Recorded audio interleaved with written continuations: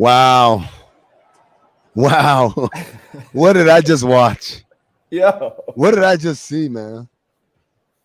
Did y'all see the same thing I saw? that was Like, crazy. that was insane. That was an insane game of basketball that was played.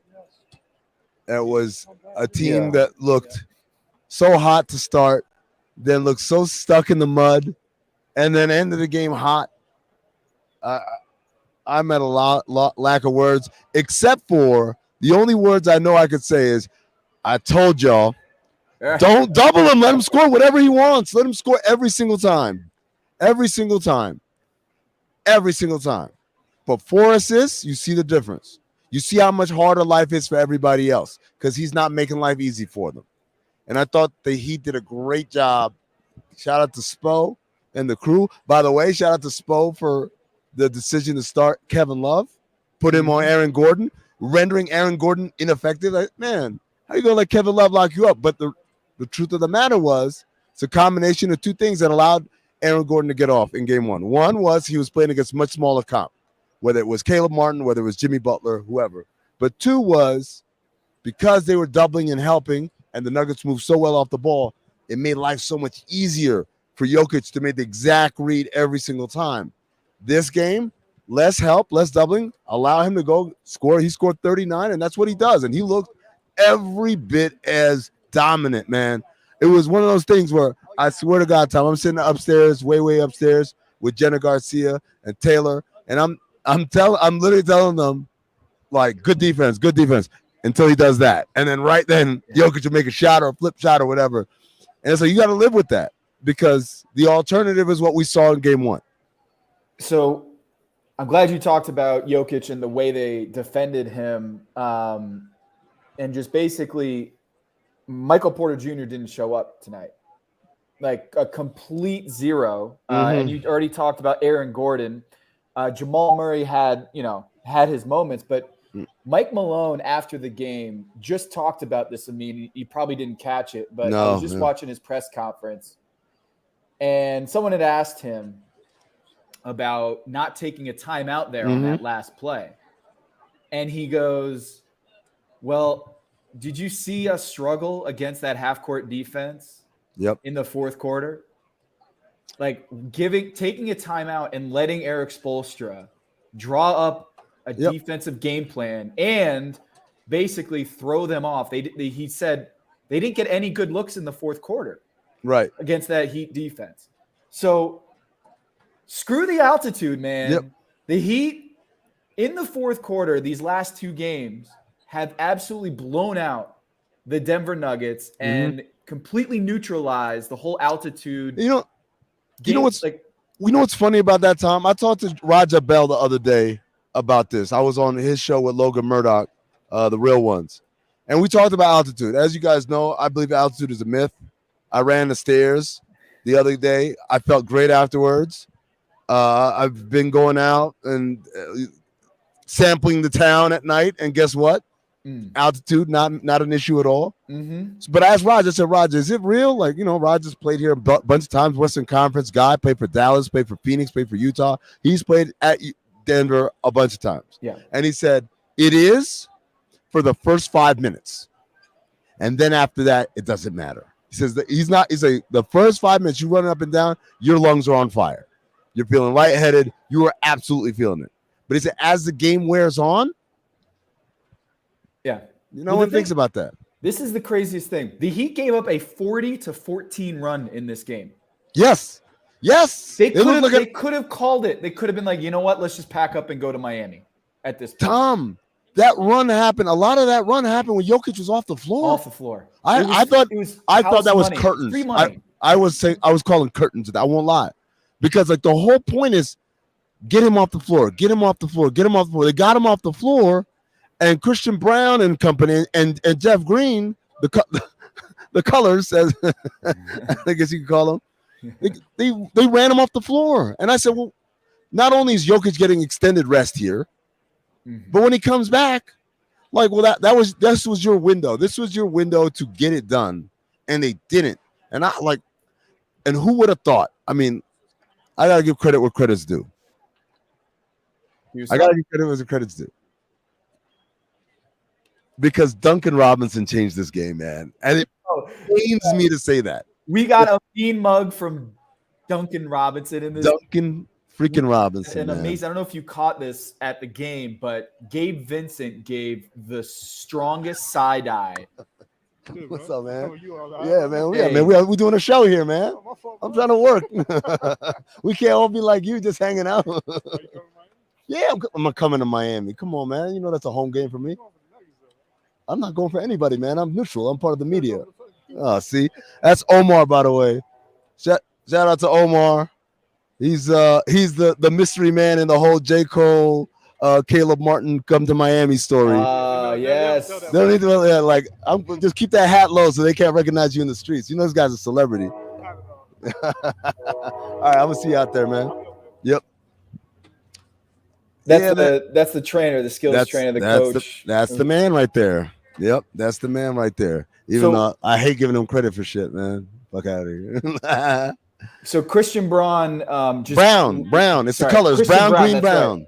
BGB. Christian Braun had an absolute brain fart, like defensive play where he's doubling up on the ball and forgets about Gabe Vincent in the corner. Yeah. Gabe Vincent hits the 3-pointer, and as he's running back on defense, Chris Brown is in the front row, and he's just staring at him like, "Are you kidding me?" Gives him the side eye, the strongest side eye I've ever seen. And we got a mean mug from Duncan Robinson. We had a fourth quarter. After watching what Kevin Love and Max Strus did in the first 3 quarters of this game, Eric Spoelstra benched them for the entire fourth quarter. Yeah. And it was a brilliant stroke of genius. Yeah. If you guys didn't know, you guys can get. Stay right there. All right. It was a brilliant stroke of genius that Kyle Lowry didn't seem like he had much in the bag. Max Strus had an amazing first quarter. Kyle Lowry had an awful first half, like in second quarter, third quarter. And then in the fourth quarter, I can't call it, man. It's unbelievable. You look at the box score and look at the plus minuses for Kyle Lowry, for Kevin Love, for Gabe Vincent. Kyle Lowry was a minus 15, but a lot of that was in the first half, right? Duncan Robinson led the Heat in scoring in the fourth quarter. I'm still Game 2 of the NBA Finals on the road. And talk shit about it. No, he didn't just do it. He talked shit about it afterward. He's ridiculous, man. Off the dribble. He's finishing at the rim with and once. Mr. Free throw, come back in another. I'm like, who is this guy? Where'd he come from? And he blocked a dude. He blocked a shot last game, man. Like it's and he had an offensive foul, his first of his career. Yeah. So the Heat, I mean, to give context to this win that they just pulled off, Game 2 of the NBA Finals, to tie it up 1-1, going to Miami. They get home court advantage for the remaining 5 games of this series. Let's let Ira ask that question. Bam. Hey,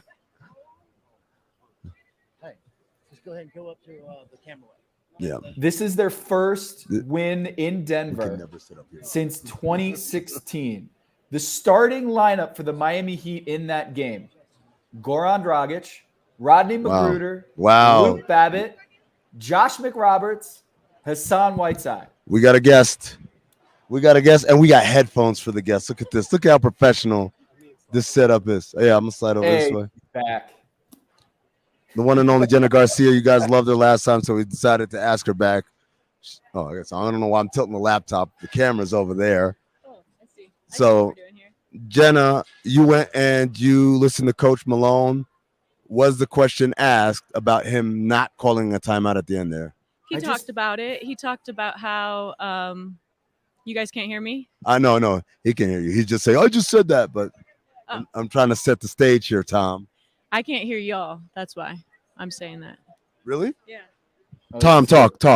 Check, 1 2 1 2. Oh, I asked that question of Amin, or mentioned this on the show like 10 minutes ago, and of course Amin's got to take this splitter back. This piece of shit splitter. You threw the ball out of bounds just like Jokic did in the fourth quarter. There. Yes, you did. No, I didn't. That was a bad catch. All right, so what I meant to say was, Jenna, you watch every Nuggets game. How often does Coach Malone not call timeout in that scenario? Almost never. He almost always calls timeout. I think what he was trying to do was not let the Heat get into their set for their defense, you know. He said he was happy with the look that Jamal got. So they're going to live with that. But he was more afraid of the half-court defense from Miami by calling that timeout. Tom, tomorrow morning, all the talk shows, what are they going to be talking about? Jokic not getting that shot. Really? Not getting the ball at the end? Yeah. Yep. Yeah. That's the sports radio talk show easy call there is that the guy has 41 points. He's got a 40-point double-double. Yeah. And you're not getting him a look. Granted, Jamal Murray has hit clutch shot after clutch shot. And that's kind of his job, no? Like, he's been the guy with the ball in his hands in these short clock situations. Yeah, and that's what Malone said. He said he was content with the look that Jamal got and that Jamal knocks down that shot regularly. So they've seen him make it. Jamal himself said, y'all have seen me make this shot before. So this is the part about like the playoffs that I love, because people will second guess something that you've been doing all year long, right? And been successful with all year long. And not second guess because they were stubborn in that moment, but second guess it because it just didn't work at that moment, right? Yeah. So if he hits a shot, everyone calls Malone a genius. Everyone says Jamal Murray is, playoff Murray or whatever. But because he missed it, now, what you do is all your fault, Malone. Why wouldn't you call timeout there? Jamal Murray, why wouldn't you look for Jokic? We're stuck in this playing the results thing when the reality is the process has been the same all throughout. I just can't believe the Heat played Cody Zeller 8 minutes and still won the game. The Zeller minutes, man. The Zeller minutes were huge. What, he's minus 300? What was he? Yeah, I think it was 299, but who's counting? There you go. It was minus 14 in 8 minutes is an accomplishment. Turn my mic down. All right. You could just tell. We run a very bare bones operation here, man. You could tell. We don't have to hide it in front of these people in the chat. Like, no, they can't know that we're having technical issues. I'm coming in hot. Jenna, I got a question for you. What's your favorite Jokic nickname? Is it Joker, or do you have a better one? Because I feel like we need to workshop some nicknames for Jokic. I'm not feeling Joker. Do you have any others? I don't think he has any others other than Big Honey, but nobody really calls him that. I like Big Honey. Big Honey. No one calls him that, though. I'm sure he has a nickname like with his family and in Serbian. I saw one tonight, Big Bird, because he's Big Larry Bird. It's okay. I like that one. I'll give it a 6. 6.5. I don't like the Joker doesn't work because it's a soft J. Like Jokic, it's not Jokic. Oh, you want Joker? That's what you want? No, I don't want that either. I just feel like we're forcing this Joker nickname when it doesn't even sound right. I don't know. I just feel like Big Honey is way better. I'm kind of warming up to Big Bird.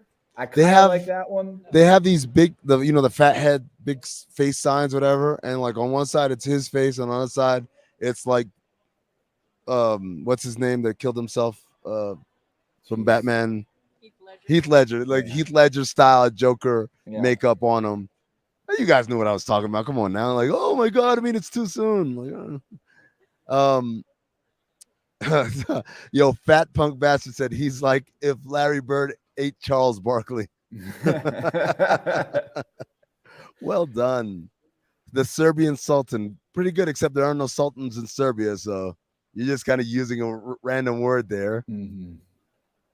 Let's see. Dre says Miami should be up 2-0 also. Relax. Yeah. Relate. That's a heat check right there. That is a heat check for real.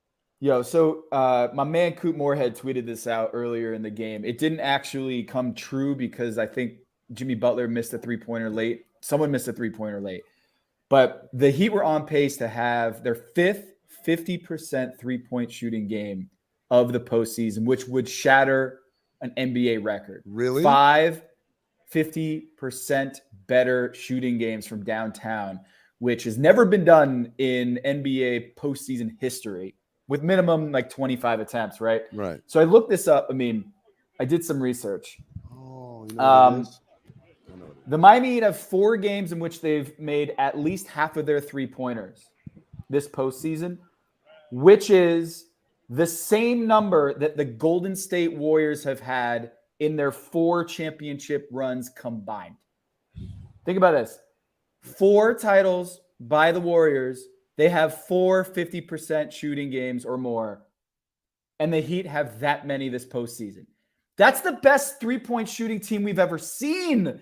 And the Heat have as many hot shooting nights as that Warriors team combined on their 4 championship runs. It's insane.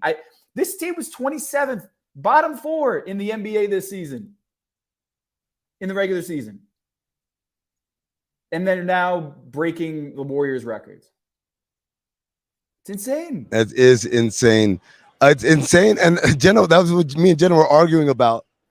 No, that's just, man. I'm sick and tired of technology, man. Really? Yeah, no. What was I hearing then? Yourself, I think. Oh, Why don't you whatever. give her your earbuds? No, Come on, well, just give her your earbuds. Do okay. it. You know So- you want to do it. We were on our way down after the game, and I said, like, this is what I kind of called it, like the idea of that you go one-on-one on Jokic and you smother the shooters, and that's what happens. It got stagnant. Jenna disagrees. She said, no, it's the Heat are doing the thing that's not normal, rather than the Nuggets doing something that they've been taken out of. Okay, what I said was that the Heat have been shooting really well in the postseason, but they hadn't shot well all regular season, where the Nuggets have shot well all regular season and in the postseason. The Lakers thought that the Nuggets were not going to shoot well, and that's how they were going to beat them. And it didn't work out that way because they do bounce back. They do shoot better. And so I think moving forward, that will be the case. They've won on the road before. They can do it again. But they did talk about this in the post presser. Jeff Green talked about how he did not think that it was what the Heat did to take Nicole out of the game and make him just a scorer, that he felt like he still was being aggressive. He still made the right read. So we're content with what he produced, right? 41 points, even though he had 4 assists. Yeah. And I think the Heat are walking away thinking, no, that definitely affected the game. Yeah, absolutely. Jen, I want to ask you a question from Josh Martin in the chat. Shout out to Black Scion, who said Jenna's a GOAT. Josh Martin in the chat said, Coach Malone just said he was upset with the team's effort. Was the effort that bad? Yeah, it was bad. In the first quarter, you saw Michael Porter Jr. not run off Max Strus on the 3-point line. And right then, I thought, someone's not locked in. They're not locked in. You have to KYP. Oh, my God. He was so defensively, you can't foul 2 3-point shooters. Yeah. 2. That was bad, too. For a dude who's been in the finals, and that was a total undisciplined, un-KCP like defensive display tonight. I mean, awful. I mean, their defensive coverages were garbage tonight. And Mike Malone called it the entire press conference. He was harping on the fact they're undisciplined. They didn't have any effort. Defensively, they were a mess. They played the worst defense of their postseason run, he said. So it was like if you would have told me that the Miami Heat were going to make 17 of 35 from downtown, I would say they'd win by 15. But the fact that a lot of those looks were just total miscoverages, you gotta blame the defense. You gotta blame the coverage. Like, it's not just about luck when you're given wide open 3-pointers to Strus left and right. I know he went 0 for 10, but come on. A note on KCP, though. I just ran into him in the hallway on the way here. He's got a brace on his shooting hand. Dum, dum, dum. Wow, man. This is the play. This is LeBron after game 4. Yep. In his shorts. He's taking notes from LeBron. Yeah. Hey, man. When you play with the great one, you pick up a tip or two. That's interesting. Tom, what was the pregame coverage talking about Caleb Martin? Obviously, he's been sick the last 3 days. Did they give any updates as to they just kind of like They didn't really mention it during the broadcast. No. I mean, he Scoops played the entire fourth quarter. No, I know, but I'm just saying, like, they was not brought up that. No, 'Cause not that I know of. He looked bad, man. Like in person, he looked like he was struggling. So, let's see what other questions we have in the chat. You know, you guys can jump in here. That's part of what the beauty of this post game coverage is. By the way, today not as many people. I just want to say not as many. Maybe it's the vantage point. I'm sitting kind of not quite in the same place where I was, so it's harder to see. There's a lot of people standing around, surrounding us. Over There's the family sections over there. I see a bunch of people, but you know they're all off limits. But I don't see, Contavious Caldwell. Nope. Dope. Big culture win. That's true. Jonesy Pepperoni. I mean, this is an Eric Spoelstra win, right? Like, got it from the mud, uglied the game up, messed it around, and then on the other side, they executed. They made the plays and they forced the Denver Nuggets to making mistakes. And typically, like we said, when you're running everything through Jokic, mistakes don't happen. The guy just does it right every single time. But I have less of a problem with the whole he scored 41 points and we predicted it. Like that's how the Heat are going to win. I don't have a problem with that. Like either way, they got killed every time he touched the ball. Yeah. No, Tom, that's not the point. The point is he's going to kill you. You just can't let those other guys get off. That's the point. Like, I'm not saying, single coverage and hold your own. Like, there is no holding your own. But the idea is that you just have to limit. You got to take out everyone else. Like, KCP can't get off. Michael Porter Jr. can't get off. Jamal Murray can't get off. And the other part of that is, as they struggle, or not struggle is not the right word. As things are not as smooth and easy as it typically is for them, they get antsy and they get impulsive. And that's what we saw. We saw a bunch of impulse plays, particularly by Jamal Murray. You disagree every time. I'm telling you, like, they're so used to being fed on a silver platter that when you tell them go get your own food, they don't know what to do. We just saw Jamal cook and get his own baskets against the Lakers, against D-Book. It's a different animal here. I didn't hear any culture in any of those organizations that you just mentioned. This is a different animal. Like you mentioned the Lakers and the Suns. Name me a player who's as good defensively as, Caleb Martin or Jimmy Butler that plays for those teams. I guess I don't really think they're great defenders. Jimmy is a great defender. Caleb Martin barely came on the scene. Now, if anyone made bad decisions tonight, it was MPJ. If anyone made impulsive decisions on both sides of the floor, it was MPJ. Let's send it over to Mo. I thought Bruce Brown made bad decisions. I thought he took some bad shots.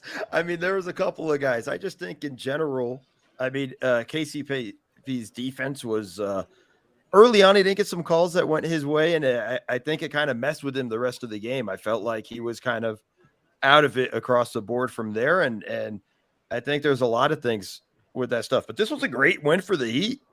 I mean, you survived Jokic going for 41, 18 points in the third quarter where it just looked like he was about to dominate.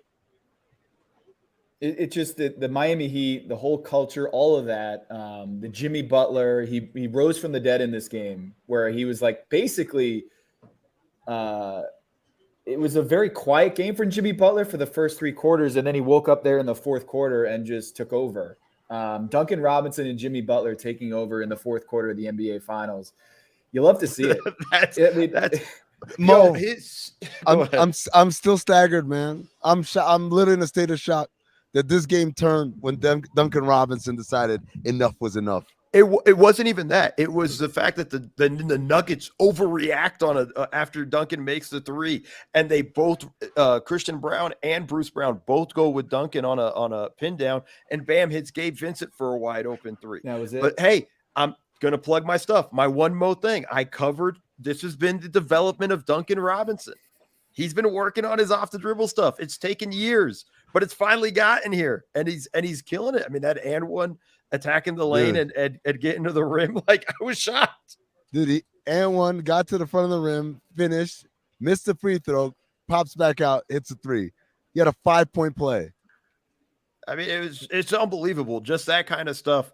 That Duncan Robinson's the guy we're talking about in the fourth quarter of like, this is the dude that saved the Heat in game 2 of the finals. Yeah, I'm trying to think, like, if you did a draft, okay, if you did a draft in, say, February, okay, of which player is least likely to flex and mean mug in an NBA Finals game, Duncan Robinson has got to be in the top 5 of that draft. There's no way anyone could have predicted. He's got to be number 1, right? Dude. There's no way you could have seen this regular season. Twice. He did it twice. Forget about doing it in the finals. That he's done it twice in the same postseason. In the same postseason. Come on, man. He's gone straight heel. Yo, this is from Izzy Gutierrez, by the way. This is in the middle of Duncan doing his thing. Duncan's bringing back the pod. Got to. Maybe that's why he was flexing. That's going to be his go-to. Okay, but if Jamal Murray hits that shot at the end of this game and they win because this Heat culture win was a 3-point win, let's remember, the Nuggets played terrible and they won by 3. I mean, we would not be having this conversation about Duncan Robin. I can't wait to have Jenna Garcia and like Greg Cody in the same room as they're just propaganda machines going hard on both sides. No, her and Jeremy Taché going. Jer Bear. Oh, those two going nuts. Yep. Might be a whole different. We have to. We're gonna have to hold them back. There might actually be a fight. And I'm betting on Jenna in that regards. But I think the one thing, I don't know if you guys touched on it because I was a little bit late. The Heat's transition defense changed the game. We didn't touch on it. Go ahead. Cook. It was the Nuggets had 16 points in the first half off of transition basketball. They were flying up and down the court. They were getting buckets and buckets and buckets. And I'm telling you, like, I don't even know how much of it was an adjustment from Spo or as much as just Spo just looked at the guys and said, really? Yeah. We're going to give this up? Because they only allowed 2 after that. And that's kind of just, to me, that's a huge number right there. That's where the offense really starts to kind of fall apart. And, hey, we're going to make the Nuggets have to defend us have to score against us in the half court. And we're just going to make them work. And we're going to let Jokic cook, but we're going to get out to everybody else. And I think this is a big one right there. When you look at the game and the box score and stuff like that, that's a big thing to pay attention to. So Mo has been on coaching staffs on the bench, video coordinator for Team USA. He's Australia. AUS. Sorry. Team AUS. If it was USA, I'd have a gold medal. Instead, they knock me out constantly. Hey, Mo, let me just tell you something. Redeem Team. Your boy worked there. No gold medal. I got a t-shirt. Yeah, but I would have stolen one from somebody. I'd have just stayed in whatever city I'd been in, and I'd just taken one. So what is it about the Heat zone that flummoxed the Nuggets in the fourth quarter? Because Mike Malone talked about it. The reason why he didn't call that timeout was because he just felt like they didn't get any good looks in the fourth quarter. And if you're going to get Jamal Murray on the run in transition, they're going to take that. It's been 2 fourth quarters now that they've gone heavily with the zone. And it feels like we just totally trashed Joe Mazzulla for not knowing how to counter the zone.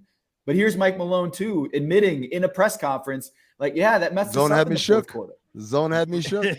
Yeah. It's exact words. No, they just stood around. Their shooters just stood around, and I think they just were playing with lack of effort, which is what Malone actually said. But I think it was more just like, I think the zone, when it throws off an NBA team, is a sense of like, they're just so not used to seeing it on a regular basis. We're seeing more and more of it in the regular season, really thanks to the Miami Heat and before them, the Dallas Mavericks in 2011. But I think it's still not to the point where everybody's comfortable understanding what they're supposed to do and how they're supposed to attack it. And I think, the keys to it are get the ball inside at the high post, or on the other side of it, shook ones is a good one. Or just attacking the seams. And the problem was, I think a lot of the Nuggets just felt like, hey, just give it to Jokic and then he'll create for us. And nobody moved off of that. B Green says Kevin Love locked up Aaron Gordon. I want each of you guys to tell me how surprised you were that Aaron Gordon could not figure out how to just literally just go around Kevin Love. I wasn't surprised. Yeah. I think this is first off, it's a good thing Zach Harper's not here because he'd have been going ballistic on the he's an Aaron Gordon hater number one. Yeah. But I think this is the stuff you see that this is why Aaron Gordon never really became the guy everybody thought he was going to be in Orlando. He can pick on the smaller guys, but he has a little more challenge when it's somebody a little bit bigger, a little bit beefier. And I think that's one of those things there. The cuts aren't so easy. You can't bully Kevin Love the way you can Gabe Vincent. I think also Aaron Gordon's a little shook because every time he drives on Kevin Love, he's going to just flop and take a charge. And the tough thing is he's not a confident shooter right now. So Kevin Love can basically roam off of Aaron Gordon and then slide in. And I think that does impact an offense when you're setting up your offense and then you got Kevin Love just lingering on the weak side. He's just going to step up for that charge. Kind of makes you think twice about taking the ball to the rack. And Aaron Gordon, he's great cutting off the ball when Jokic has the ball, but it just doesn't look like he was really aggressive and able to dominate that matchup in the way that he should. And man, I can't believe that the Heat pulled that off after going down by 8, maybe even 12 there in the second half. It was just such a seesaw game. And of course the Heat come out on top. It's just, I don't know how they keep doing this. Gabe Vincent for me was the MVP for the Heat. He sacrificed his body multiple times against a man 10 times heavier than him. That was a crazy play. Jokic ended up scoring on it. It was he was coming up and busting out in the break, but he literally Gabe tried to take the contact twice and caught it hard. And obviously Jokic, Gabe's my height, so he's like, what? But that's an interesting question. I know it's only been 2 games, right? But if the Nuggets were to win, I think we'd all say, obviously, Nikola Jokic is Finals MVP. Yeah. But if the Heat were to win, who would be Finals MVP? Duncan Robinson. What are we talking about? It's Duncan. Gotta be.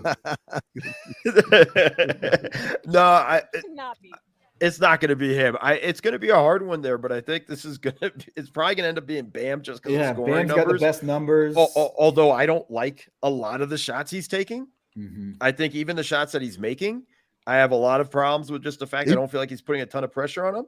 I thought he played a lot better tonight. He did. Bam. I thought last game he had numbers. Second half he did. First half he didn't. Right. Well, how does Miguel Mascaro get his to be blue like that? Because $2.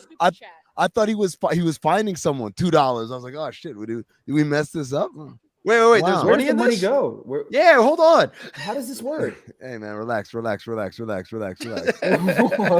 I know where it goes now. It's me. Oh, this is a good question from Sergio Sanchez. Were the refs bad tonight, Jenna? No, I didn't think the refs were bad. The crowd seemed to think so. It's the one chant they can chant in unison, you guys. They can't get "Let's Go Nugget" together, but they can chant "Refs, you suck" in unison. 4 minutes into the game. Game 1, I turned to Jenna and I said, they can't sync up, can they? She says they never sync up. When they're chanting "Let's Go Nuggets," man. When they're trying to chant MVP, it's always cascading. Yeah, MVP. They have no rhythm. But I want to ask you guys, could you guys hear the fans that were chanting "Let's Go Heat"? Did that come through on TV? No. So several times down the street, before the Heat started making space between them and the Nuggets, all of a sudden you would just hear, I think it was this one section around here. Over there. Was it? Oh yeah, that's right. Yeah. Behind the Heat's bench. Behind the Heat bench. They just start chanting, "Let's go Heat. Let's go Heat." And then the crowd would get angry and then they start, drowning them out with "Let's go Nuggets" or whatever. So that's one of those things that's weird because I'm hearing it and it's loud here, but I don't know if it's loud enough for the TV mics to pick up. It didn't. I didn't hear anything. Yo, shout out to Jericho who donated $2 to the "Buy Yourself a New Hat, Tom." And then we've got, who's that? Who just Ace and Heron. Yeah, that's good. Now that's fun. That's absolutely. good. We're all done. nerds. Well Good work. Well done. Good work. Glenn Dowling says, boring. See y'all. Sorry, Glenn. Oh, we got more fun things to do. Shut up. Hey, I got a trivia question for y'all. I know. Uh-oh. I got a trivia question Oh, for y'all. Tom's trivia is back after the hiatus in game 1. All right. This was inspired by John Krolik, my buddy from back in the Heat Index days. Jeff Green has played with 8 MVPs. Hold on. Before you finish that, Brian Valley. The Zeller minutes. 2 for 2 from the floor. Zagak, the Zeller minutes. Cody, every time now I see him on the floor, that's all I think is Chris Cody somewhere going, the Zeller minutes. Jeff Green, 8 MVPs. He's played with 8 MVPs. How many can you name? Okay, Jeff Green MVPs. LeBron. Yes. Jokic. Kevin Durant. Yes. Russell Westbrook. Yes. Jokic. Yes. Kevin Garnett. Yes. Where else has Jeff Green played? Everywhere. I know, that's the problem. Jeff Green played in. It's 5 or 6 have we named? You've named 5. You've named 5. LeBron, Jokic, Westbrook, KD, and Garnett. So you're missing 3. Has he played with?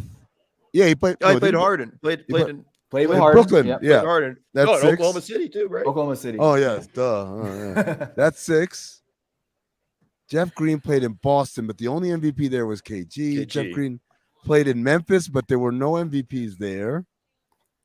Jeff Green played in Brooklyn, but we named Durant and Harden. And that's it. Steve Nash was his coach. Does that count? Nope.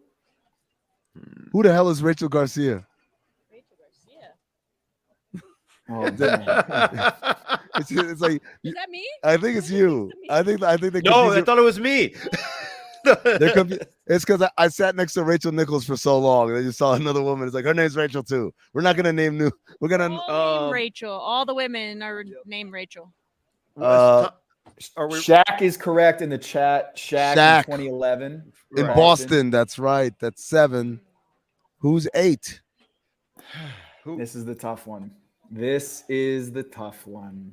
All right, let me think of it. Oh, this is what I got to think of MVPs instead of thinking the teams that Jeff Green played for. Think of MVPs. Okay, we got Jokic. We got Embiid. He never played with Embiid, did he?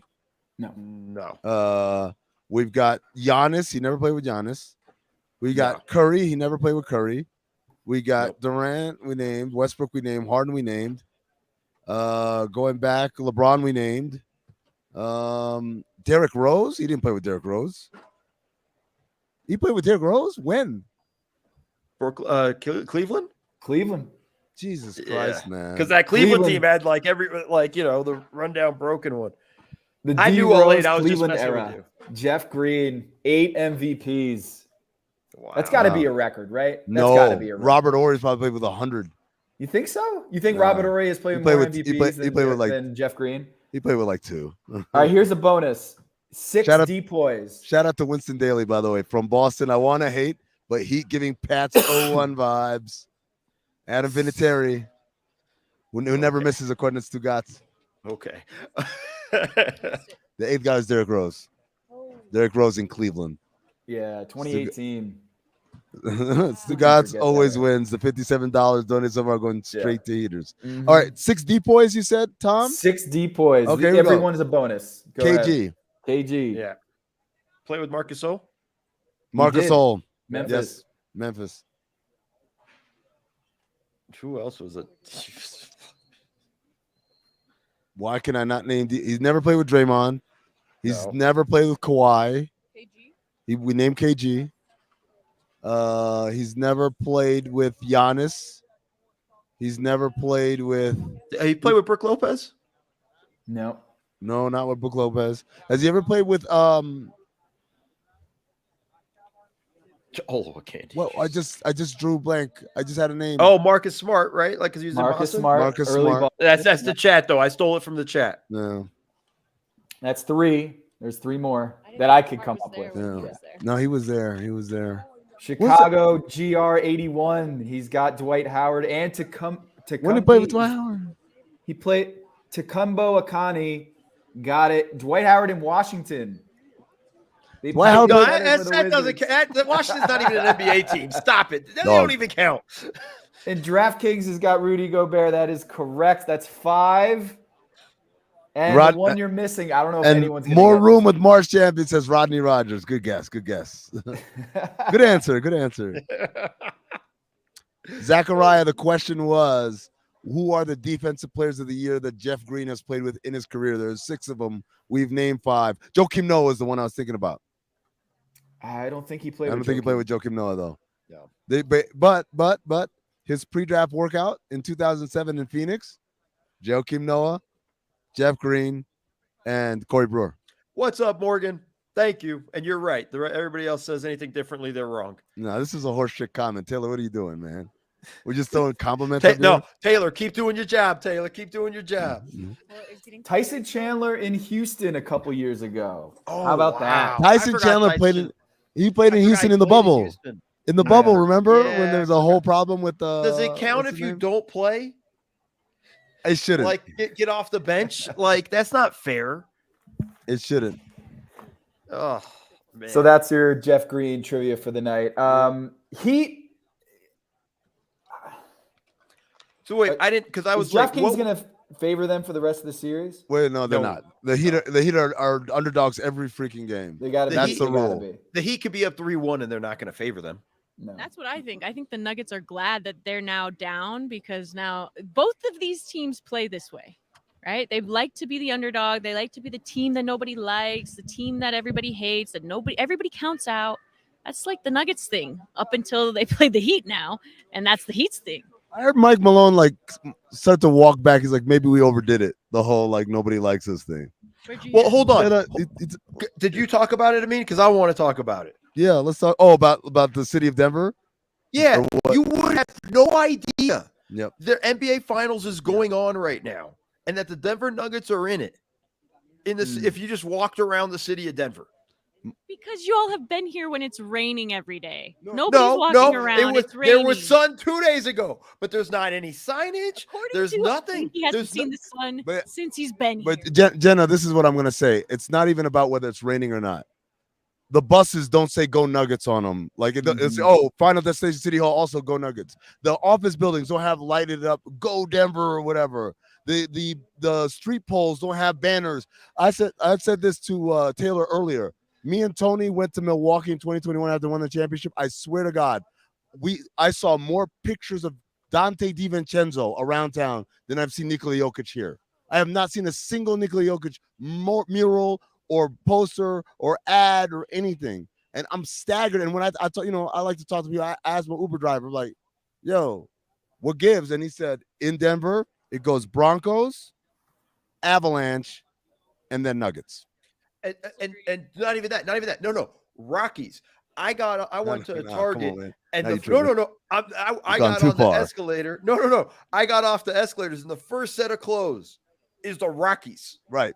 Yeah. I've seen that. It's like- Yo, me and Mo, we walk past like some apparel stores, and it's like, yeah, we have a Nuggets hat and an Avalanche hat. And I'm like, I'm shocked. We have people from Basketball Illuminati on this podcast, and you all do not have your third eye open.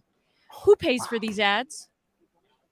The Rockies people might be willing to pay for ads, but is Kroenke willing to pay for ads for the Nuggets? No. Ads. That doesn't My have third eye anything to is do wide with open the now. team not even caring. People in this city care about this win. I've seen more Jamal Murray jerseys all throughout this only on game days. Only on game days. And 3 jerseys That's is not not a true. lot of jerseys. Yeah. 3 is I've seen way more than 3. I work at a Seeing restaurant the same on Saturday person mornings. multiple times does not and- count as a different jersey. Haters. Jenna, this is what I'll say. I went to Heat Knicks game 2 in the second round, and I swear to God, every asshole in New York had a Knicks hat on. Whether there was a businessman in a suit or a kid with like a t-shirt and like some stupid ass big pants, like the Jinko jeans or whatever that are back in now for some reason. Everybody had some Knicks shit on, and I was staggered because I was like, you would think these people actually have like that something big was happening. You guys made it to the second round. Congratulations. When I tell you this is my 10th NBA Finals, I've never seen a city with less of a finals vibe than Denver. Like I At think the they need games, to bring the back crowd- the Alex English jerseys. the crowd- English jerseys need to come back. the like, crowds full at the time. games have been great. Like inside here, loud, albeit off rhythm, but like they're into it. And the jerseys, I love seeing all the different jerseys. Fat Lever, Mutombo, Mahmoud Abdul Rauf. Like it's a nice variety of old and new. But I'm gonna leave this arena and I'm gonna walk out and I'm not gonna see anything. I'm gonna go to the airport tomorrow and I'm not gonna see anything that says the finals are here. And that's real. Like every other city, when they get the finals, they won't shut the fuck up about it. Everywhere you look, like, by the way, did you know we're in the finals? Everywhere you look, murals of, like I said, Dante DiVincenzo at our hotel that we stayed at in Milwaukee. There's a Dante DiVincenzo like pencil sketching that was framed.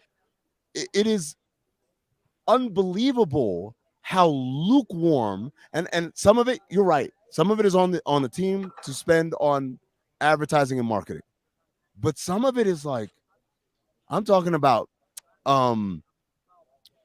street vendors selling bootleg shirts. Don't see any of those. I'm talking about, again, like little kids walking around with stuff, not because there's a game today, but just because this is what I'm wearing right now. And for sure, like I said, the thing with the office buildings, the thing with the metro, the light rail, the buses, nothing, no, not even a driver with like a hat on or anything. And so, But if we were acting all hyped as a city, everyone would be telling us, act like y'all been there before. Yes, they would. I had Lakers fans telling me, act like y'all that's because they couldn't win any games. That's because the Yeah. Lakers Like y'all suck. been there Like before. it's don't. And by the way, do that. they're the most go hards in the world. The Lakers, Yeah. the LA is the most go hard city when their team is good. Do you And know when they're how many bad- Laker flags were flying around when this team made the play-in tournament? Like just on the. I understand, but people do not think that the Nuggets have anything worth celebrating until they actually win the finals. But that's I think that's our point. Our point is, it's Well, kind of I'm- shocking. It's shocking to Yeah. us that like the city doesn't look like it's bought in a way that usual final cities are, regardless of whether they win or lose. And I'm But- talking about, I've been to places like Boston where they expect to go every year, and that's their culture. And I've been to places like Cleveland where it was like, holy shit, it finally happened. And all of them, like the one thing I know is like, I mean, hell, when you show up to Remember in Cleveland, right across from the arena is the We Are All Witnesses mural. And that's not the team that put that up. You know, like that's Nike, but like that's still somebody decided. Well, Amin's been only hanging around this one bar in downtown That's Denver. not true. So let's be honest about that. No, he was And- at a really bad bar yesterday. Thank you. Thank you. Shout out to Jason Jackson and the rest of the Miami Heat crew. We went to karaoke. I got to tell this story, man. I don't know if Jack's gonna be upset if I tell this story. Yo, we went to karaoke, and Jax walks in. By the way, we have a huge group. We have like maybe 20 people. The bar is not that big. It's not that full. There may be 40 people in there. Half of them are ours. Jax goes to the karaoke DJ, tips her a C note, $100 on some like, hey, this is my name. Like, hook it up. I shit you not. No less than 14 people went up before Jax. Oh. And I'm sitting there like, what's happening? It And was so bad, we were dude. waiting and waiting, and then Mo gave up and left. And then we were waiting and waiting and waiting. $100 and then- bill for 15th in line. Dude, I talked to Jax. I said, Jax, did you talk to her? And he said, yeah, afterward. I tipped her again and like explained to her in no uncertain terms, this is so that we are going to get up. And so she gave him like 3 or 4 songs in a row. But I said, Jax, what did she say as her, like, what did you think the money was for? And he said she was trying to be diplomatic and take care of the regulars. Like the regulars are gonna come back every goddamn week, Yeah. man. The idea that they like, what do you, like someone hands you $100 bill and you say thank you and you just put it in your pocket? What is with this town, man? I'm out on Denver. I'm out on Okay. Denver. Okay, but all right, let's steer the ship back to basketball a little bit. Yeah. Okay. Hold on. What is the biggest distillation of Heat culture? Is Max Strus taking 7 3-pointers in the first quarter? Coming after that 0 for 10 game and having the confidence and the consciousness to be like, hey, you know what? I'm going to fire up every time I get the ball from 30 feet. Who cares? And that's it. That y'all. is Fuck y'all the in whole chat, by the thing. way. is having a game, one of the worst shooting games in the NBA Finals history, and coming back and just destroying everybody in But the first quarter. Tom, I talked to, I think you were with me when we talked to Eddie House about this a long time ago. and said, Eddie, like, because Eddie was notorious for having like shoot 0 for 10, and the 11th one is going up with all the confidence in the world. Said, Eddie, like, how do you do it? And he said, it's simple. I'm not in the game to defend or make people better. I'm in the game to shoot. So if I'm still in the game, that means coach trusts me and agrees with my shot selection. So that means I keep shooting. And that's what Strus needs to do. It is not a Miller Lite Low. Shout out to the sponsors. Damn, which one is it? This is some Ball Arena aluminum. Yep. This is a water company that is filled with water. Yes, it's filled with water, unlike another bottle that you'll see maybe in a video tomorrow. God, Aquafina, you're drinking Aquafina, man. That is look, man. This is the media water. What do you want from me? But I think to go to the Strus thing, it's actually if we could cue up the Mike Ryan screaming at Chris Cody about how Strus is going to keep shooting. That's just what he does. He has that mentality, and you know what? I'll be honest with you. He kind of stopped in the second half. He got a little bit scared in the second half. He missed one free throw short. Then his next couple of threes after that were short. And I saw him a few times where normally that's a shot Strus will take, good or not. He would shoot it. And there were a few of those where he wasn't. So I still think there's a little bit of nerves in him after that hot run in the first quarter. We managed to go 51 minutes, and we didn't ask Jenna about what her prop bets were tonight. Hey, Jamal Murray, 10 assists again, Jenna. Oh, yeah, that's true. And I didn't take it. 10 again was a little too high for me. I actually went with Jamal 20 plus points, which he did not get. Tough. He had been like 25 plus 5 games in a row. So I thought 20, but no. Actually, nothing hit today. Nothing? More like my bad luck charm. Oh, no. What do we got? Gordon, 2.5 assists, over 2.5 assists. He had 2. Mm-hmm. MPJ 3+3s. He had 1 for 6. Oh, terrible. And then MPJ for a block, and he didn't even get the block. Nice. That's tough. That's a tough one. Real bad beat. Yeah. That's like going on MPJ has to be in the paint to get a block. Yeah. Wow. Yeah, MPJ. I said this already, but to me, MPJ really fell apart in this game. Made a lot of bad decisions. Can you trust him? Yeah. Like in these, like I always get the vibe that he is when things are going well, I play great. And when it turns into a game like tonight, where it's possession based, where it's like you have to get it right every single time, he doesn't quite flourish in those situations. I would say when his shot isn't falling early on in this season and prior seasons, you would see him stand around a lot, like you saw in tonight's game. But I would say over the course of this season, he's matured a bit, and he will take it to the hole. You didn't see that happen tonight very much, unfortunately, but he will and he can drive to the basket and finish. And I think that's what I would like to see him doing in the future. Chuck is walking out and he's yelling, "I'll see y'all next year." Does he know that he has to come back for game 5? No, I don't think he's coming back. They do this thing in shifts. So I think Isaiah Thomas is going to be the next couple of games, and the secondary crew. There goes Chuck. He's taking a picture with somebody. Grant Hill's across the court as well. I would grab them, but as you guys know, can't walk across the court. So there's that. Any final thoughts, guys?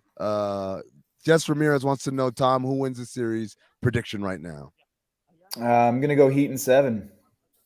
Heat in 7. All right.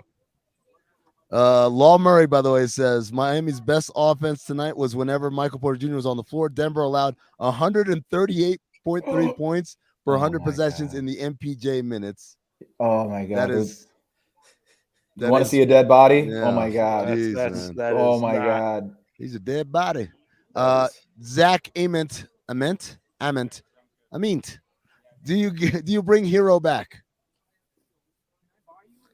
It gets tough because that hurts you because that's less minutes for Gabe Vincent. That's less minutes for Caleb Martin. I have more Gabe though.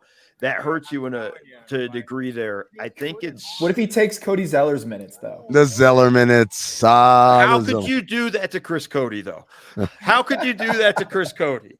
That's just wrong. Joseph Gomez talking in the chat. He says, "Get Jokic tired is the key. Dude." So Does- Did he get tired? I didn't see He him doesn't get get tired. This is what people don't get about Jokic. He does not get tired. He looks like he's tired. He's sandbagging it. He's rope-a-doping it. Every time he looks like he's tired, he always beats everyone down the floor. Jess, The guy does not get tired. It's Jess insane. Ramirez wants to know, I mean, who wins the series? Tell me right now in all caps. Before game 1, I said Heat in 6. Nuggets in 6. Before game 2, I said Nuggets in 6. And as of right now, I am still Nuggets in 6. I think Jenna's right in that I've seen the Heat shooters go cold. I don't trust on some things. I don't trust that the Heat are going to shoot like that every game. And then I also think that the zone, while very effective, I think as long as you have Nikola Jokic, they're going to figure it out sooner or later. Ethan They Skolnick's stole over one there. in Denver, though. Like I thought it was. They did. I thought they were not going to win any of these first two games because they had the short rest off of the Boston series, and they just. Yeah. I mean, though, Tom, I felt like going into game 2, this was probably the first time in I don't know how long the Heat have had 2 days off without travel. Yeah. Like I felt like there might be a little bit more. And Spo talked about that, by the way. Spo talked about that yesterday. I told him to, but like okay. I referenced that for him in that regard. Nice. Only one day off between game 3 and 4. That's right. Yeah. It starts to pick up pace again. But in Miami, flu, watch out. Oh boy, wonder where they're staying. Hey, shout out to Mark Leon who says, "Last one, Amin, have you played the new Zelda?" No, I've never played Zelda in my life. True story. Not the first one. None of them. And he also says to Jenna, "Viva Mexico." Viva Mexico. And we have you all right where we want you. In the words of Chris Cody, who texted me that after game 1, we have y'all right where we want you. We like to be the underdog. We're cool. We're not sweating. Parakeet Cortez, we tried to get him on. What happened? There's no answer. He's probably too busy trying to figure out. He's on hold with Denver radio. Yeah, he can't. What a weirdo, He can't man. come on here. He's got Denver radio. It's probably not going to be nearly as fun. Yeah, it's I not going to respect it. It's not going to be nearly as fun. There's no Denver hub. Yeah. It's not like a Denver hub. Altitude Radio owns Kroenke owns Altitude Radio, which also owns like Rapids, Avs, Nuggets. Do they know that the finals is going on? Ask Josh and Stan Kroenke. Please ask him those questions. But that'll be actually really fun because there are a bunch of stiffs and boring guys on the radio. Like I hope Parakeet gets through. They don't have the wiliness, I guess, or the veteran grit of Boston sports radio. Oh my God. All right. Tom, send us home. Literally. Jenna Garcia. For Amin Elhassan, Mo Dakhil. Thanks for joining us. Game 2. The Heat have tied it up 1-1. And I have an amazing hat. Thank you, Cincinnati Lou, for sending me this one. I'll be in studio Tuesday through Friday for all the shows, all the live events, everything. Miami, we're coming home. Why am I saying that? I don't live in Miami.